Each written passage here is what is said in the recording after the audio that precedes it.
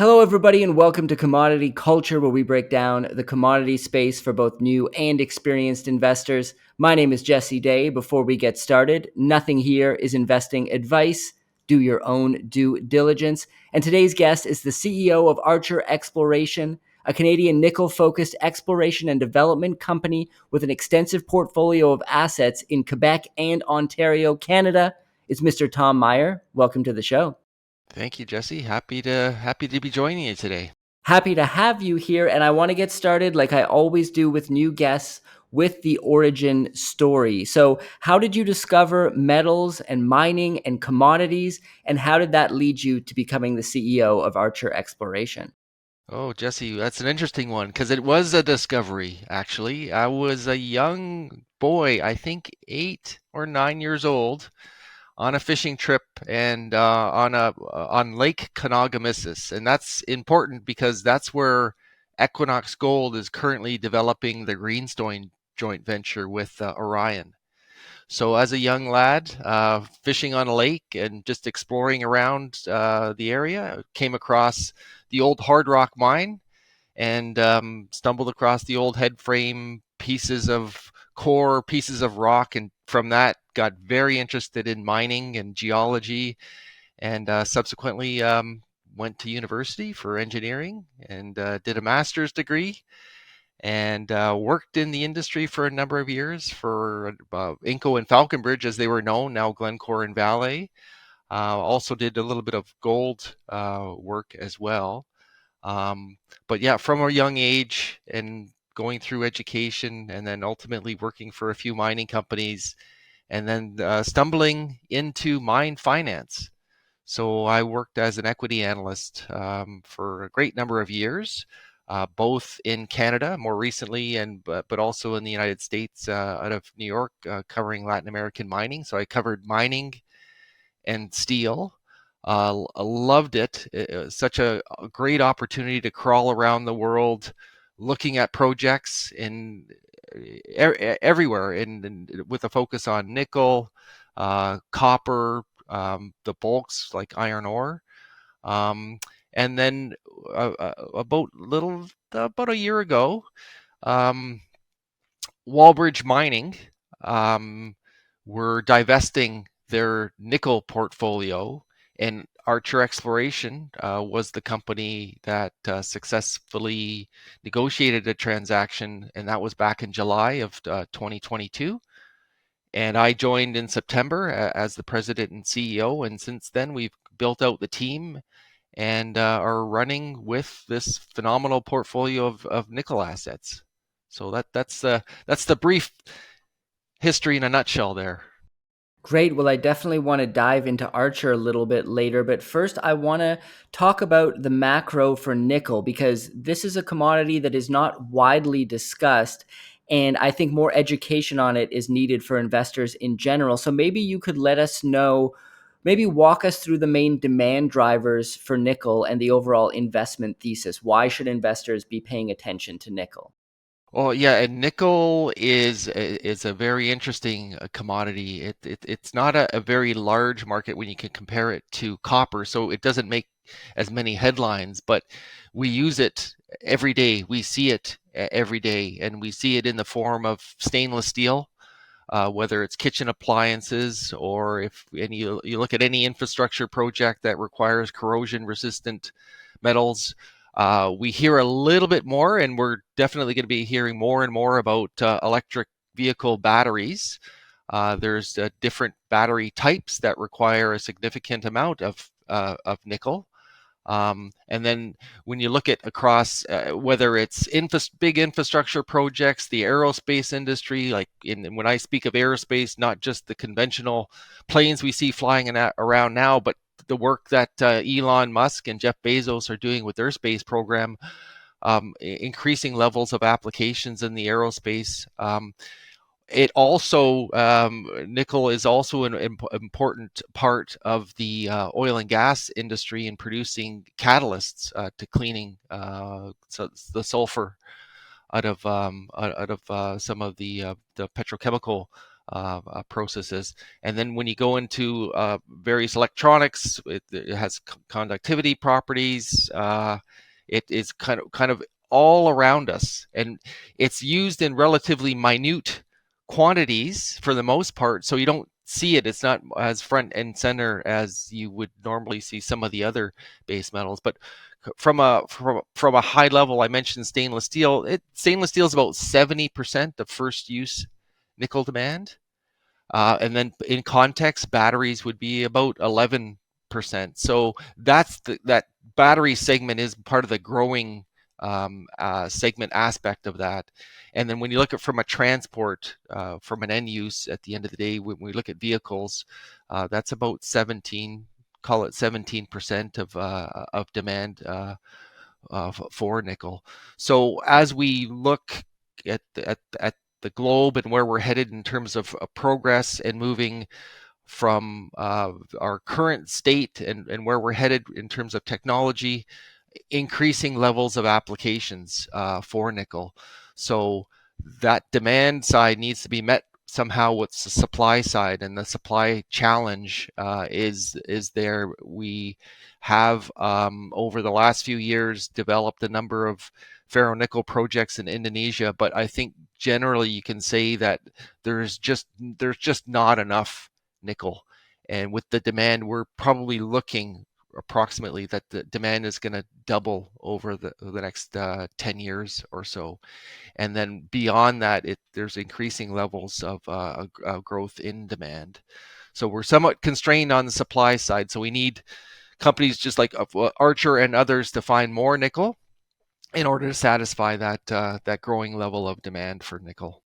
And when it comes to nickel, are there different grades out there? Are there different kinds of nickel that are used for different applications, or is it all one in the same element essentially? Well, in the limit, it's the same element, but then you'll have different types of nickel products. For example, a lot of the demand, sorry, a lot of the supply growth, which really was disruptive to the nickel industry. When you look at the nickel laterite projects, and many of them delivering a ferro nickel project, so ferro nickel, iron and nickel. The obvious application when you look at stainless steel, because steel being iron based, you could say that a lot of the stainless steel demand can be satisfied with ferro nickel. But when you look at the very specific applications, or the higher tech type applications, where you'll need a very high quality, very pure nickel as an input to whatever product you're developing, you tend towards the LME, let's call it the LME grade, class 1 nickel. And those are very specific, because it is essentially, it's a pure nickel versus a ferro nickel, it's a mix of iron and nickel, which is better suited for stainless steel production, and or you can further call it refine those kind of ferro nickel or iron nickel into by processing to get to a product for what you need the source of nickel for. And so when it comes to the supply demand fundamentals, where does the majority of nickel currently come from? Do you have any estimates in terms of how much nickel is projected to be needed in the years ahead? And by your estimate, are there enough nickel mines currently online or going into production to meet this demand? So in the short term, there is enough supply to match demand, but as we roll out over the next 2 or 3 years, beyond that, it becomes a little bit more of a challenge to find out where those sources of nickel are going to come from. But we're looking at a nickel market currently of about just short of 3 million tons. And that's very likely to double over the next few years. And then as you look out, like with the projections, and again, looking at the International Energy Agency and other kind of quasi-government bodies that have done projections as it relates to climate change and the requirements for the decarbonization of the energy system, but also the when you look at the electrification of the passenger vehicle fleet, that when you will be looking for potentially tripling as you go out into 2050 and then beyond, there just is not enough um, supply to meet that demand. So certainly a shortage of projects. And Jesse, this is where things can get somewhat challenging, because those sources of nickel aren't there. It's quite diverse. So we talk of decarbonization, and in order to get there, we need metals. And the sources of those metals are not, let's call it, as green across the board.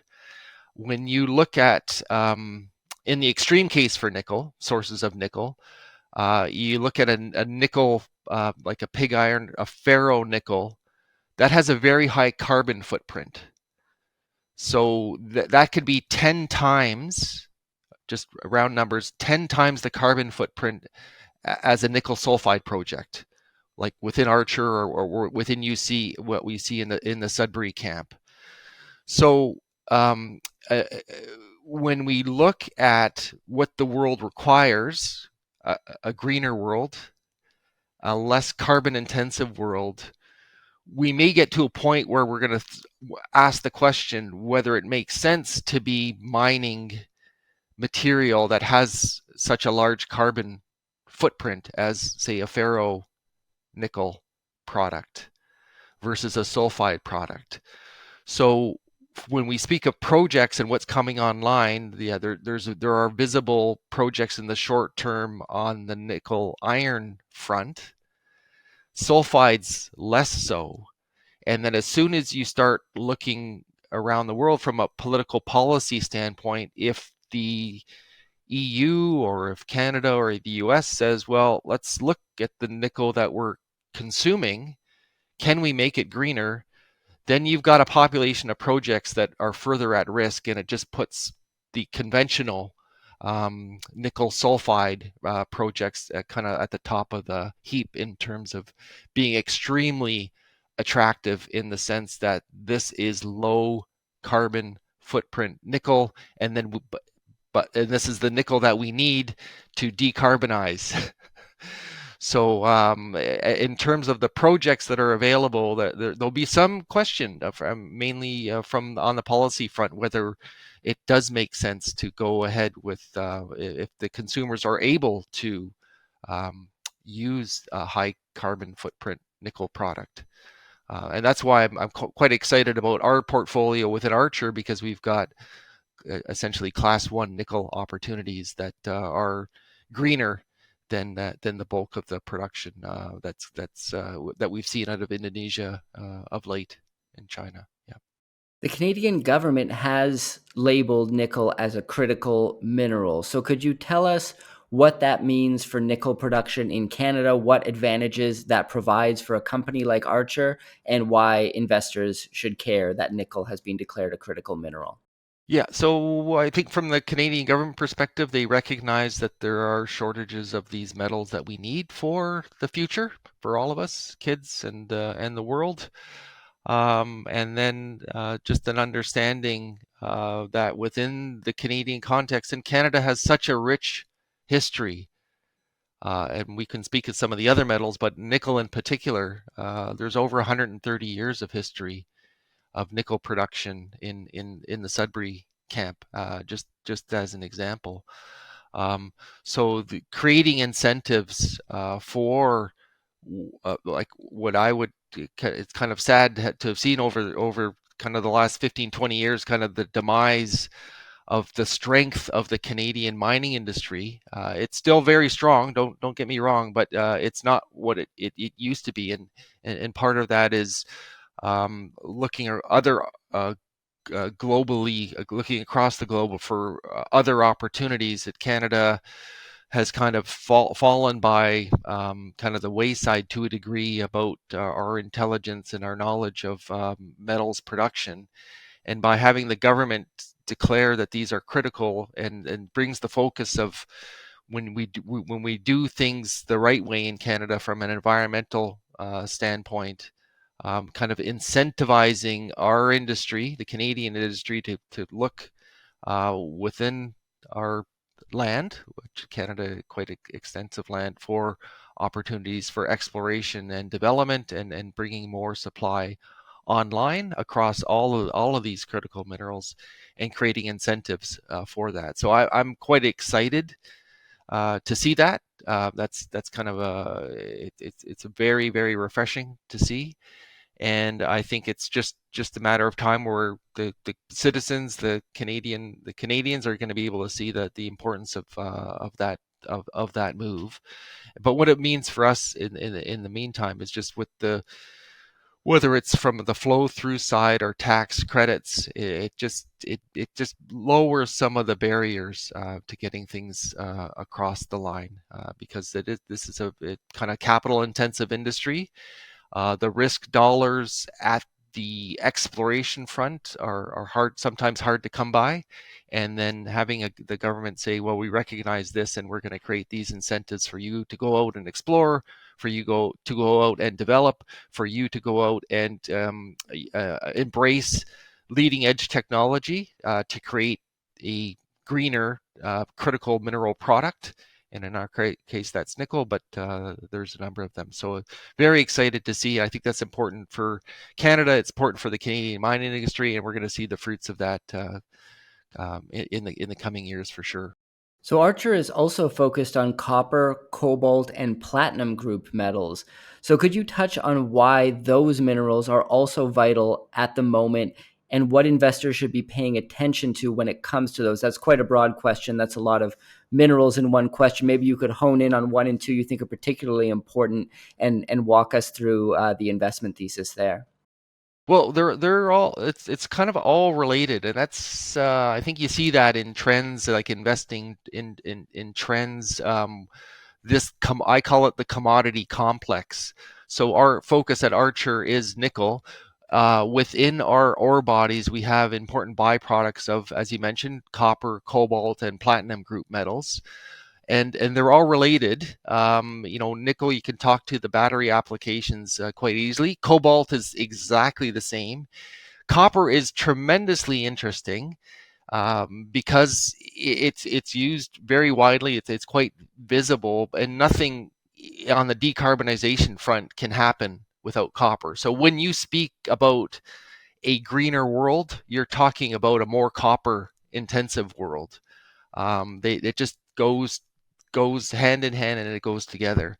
So from our perspective, with nickel being the focus, we do have, let's call it, like 20%, or it could be 25% of potential future values within the copper, cobalt, and platinum group space.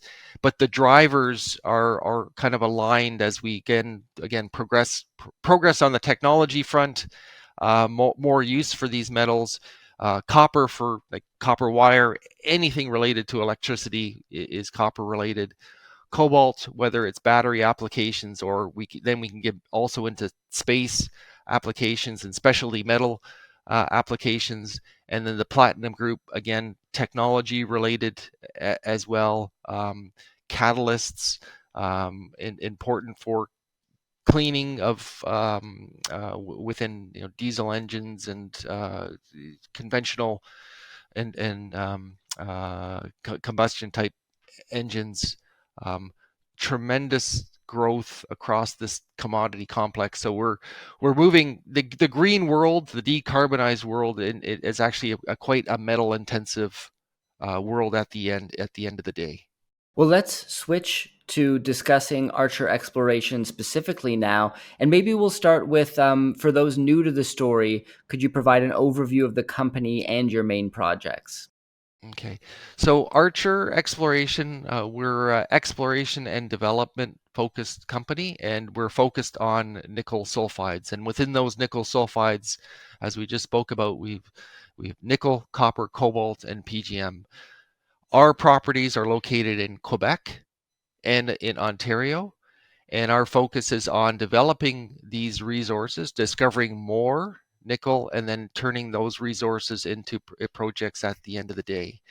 So our focus is on low political risk jurisdictions, and that's why we are in Quebec, and that's why we are in Ontario. And we're also focused because, like, we kind of touched on it to a degree, but when you look at globally, like, doing things right, and that's the beauty about being in Canada, doing things right and developing things in a responsible way, working with our communities, working safely, ethically, and again, minimizing our own carbon footprint. That's a key part of what we do. But within our portfolio, our number one, our flagship asset is the Grisette project.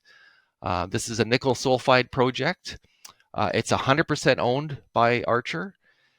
We have a starting resource of 5.5 million tons. That's an indicated resource at 1.53% nickel equivalent. It's in the Abitibi Greenstone Belt. It's off the highway, so it's not remote. So we can access it by road. So it's very well located.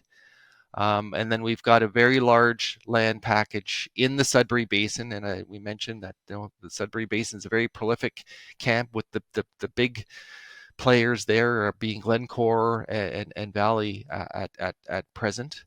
But the flagship Grisette project is where we dedicate 80% of our time, and really 80% of the dollars are going into the ground at Grisette, and that's to take that existing resource and grow it and make it larger. And we believe that this is a camp that's got a tremendous amount of room to grow. And then for context, that when I say 1.53% nickel equivalent, that would be considered as a high grade nickel sulfide. And there are, when you look at it globally, it does compare quite favorably, and we believe we can grow that resource even further. So it would be considered a very kind of high quality deposit as a starting point with that 5.5 million ton resource. So we look to grow that in the coming years. Well, maybe you could tell us about your 2023 exploration program at Grasset and what the results are thus far, what the plans are moving forward for the rest of the year and beyond as well. Okay, so the 2023 plan at Grisette is essentially is to drill and expand the resource at depth. In concert with that, we've done some geophysics to get a better view of the geophysic expression of the deposit, and we'll look for other targets along our 23-kilometer trend. The program also involved what we call a sonic drill program. So Grisette is quite interesting in the sense that it's a 2012 discovery, and it was actually discovered by accident. The previous owner was searching for gold. They did a 500-meter step out and accidentally discovered nickel. And it took an accident to discover it, because like some of the other quote unquote recent nickel discoveries over the last 20 years were found, these are nickel sulfide discoveries, were found underneath glacial till. And at Grisette, we're covered by a sand gravel glacial till, which is 50 to 85 meters thick. So it's not like a geologist could be crawling around and accidentally stumble across an outcrop, like Voisey's Bay as an example, and see that these are prospective rocks. These rocks are buried, and this sonic drill program, now that Grisette has been discovered, this sonic drill program, we're drilling through that till and going to the base of that till to get a normal geochemical signature, and then also drilling into the rock to get an understanding of the geology along our total land package at Grisette, which is about a 23-kilometer trend. So one of the key parts of that our program for 2023 was to understand what that signature from a geochemical standpoint is at Grisette at the base of that till. And between that base of till sampling and the geophysics, that lines us up for um, honing in on other drill targets along our trend in coming years. And in combination with the drill program right now, which is the objective is to extend the deposit at depth. We will look to grow that resource beyond the 5.5 million tons at Grisette, and then look for other Grisette type deposits along our 23-kilometer trend. So this is a program that really kicked off in February. We've had a recent success. We had a press release out in mid-June, which just highlighted kind of a proof of concept that we did encounter some higher grade nickel mineralization at depth in a part of the deposit that was not drilled before. So our concept, our idea is kind of just beginning to generate some fruit and evidence that we're onto something very exciting here. And so the balance of the year will complete our drill program, and then between the geophysics, the drilling, the sonic drill program, base of till, will be lining up our program for 2024 to further expand this kind of camp further with further nickel discoveries. And could you provide some color on your Sudbury portfolio in Ontario and your exploration plans there as well? Yeah, and Sudbury is tremendously exciting. I'll give you a bit of I mentioned that there's 100. It's just unbelievable. It's 135-year history of mining in the Sudbury camp, and again, the big guys like the old, like kind of the branded Canadian companies like Inco and Falconbridge have been there forever, since the early 1880s, 1800s, in various forms. So when you look at the values that have come out of that camp, it's just over $300 billion of metal value has come out of that camp. So we're very excited to be there, and just because of that history, we've got infrastructure, roads, networks of railways, pipelines, everything you need. Between Glencore and Vale, there's 2 mills, there's 2 smelters, there's a refinery as well. We've got it's obviously a very stable jurisdiction for mining, with all the environmental laws. Regulatory environment is very clean and clear, predictable, I should say. And our portfolio, to put this in context, we have the 3rd largest land package in the Sudbury camp. So we have Glencore and Vale are ahead of us, and then there's Archer with a very large portfolio of almost 40 properties to explore.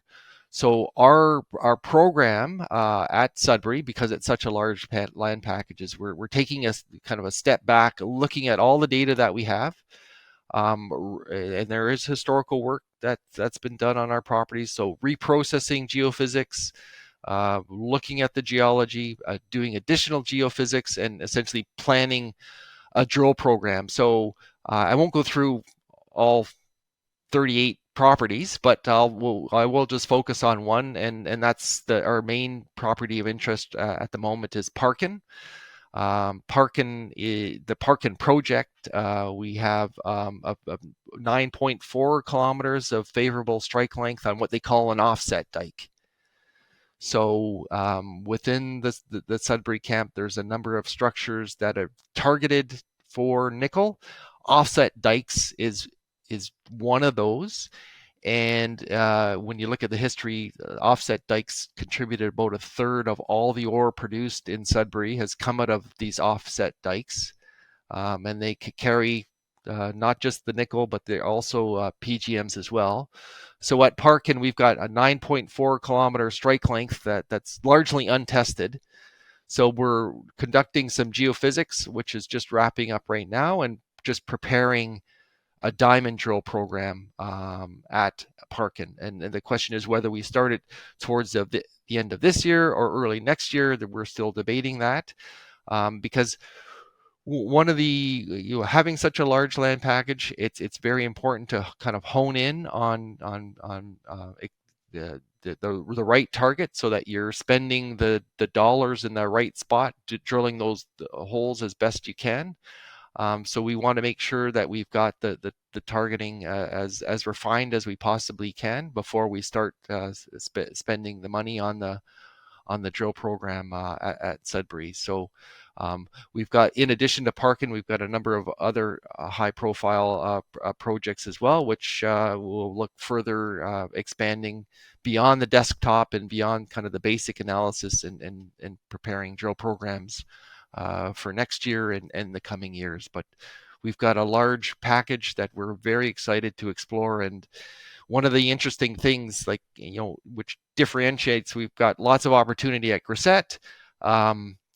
But when you look at what we could do in Sudbury in terms of with a discovery, there's clear visibility about where the ore could potentially go to, because there's mills in place, there's smelters in place, and that infrastructure, you can see it with your eyes. Whereas Grisette, we're moving along from an exploration front, and then developing enough material to create a project, but that will take additional time because that infrastructure would be required to build out. Whereas in Sudbury, it's already in place.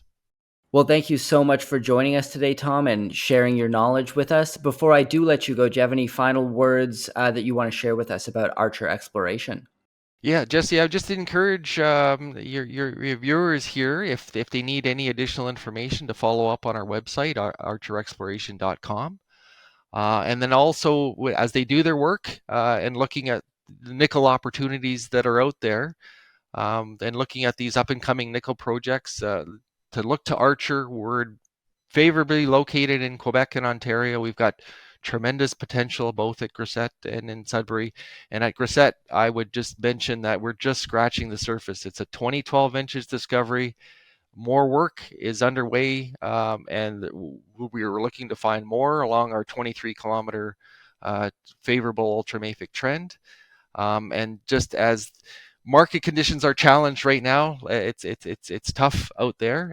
Just looking at across the board how the resource space has performed over the last few months, and yes, it is challenging at the moment, but it doesn't change the fact that this decarbonization path, that the horses have left the stable, the trains have left the station. It's underway, it's happening, and it's just a matter of time. And when you look at the quality projects that are out there, I think you'll revert back to see and watch and look what Archer is doing, because we believe that developing these projects are exactly what the industry needs. And we're very, very blessed and fortunate that we've got this portfolio that we do. So just encourage your listeners and viewers just to reach out if they have any questions, and go to our website for more information on Archer. Great. Well, I'll put a link to the Archer Exploration website in the description below for anybody who wants to check that out. Nickel, a commodity that I believe is underappreciated and not discussed enough. So thank you once again, Tom, for coming on and filling us in on both nickel and Archer Exploration. Thank you very much, Jesse. Commodity Culture is a series on commodities and natural resources. If you would like to see more, be sure to subscribe and hit the bell notification so you're always up to date with the latest episodes.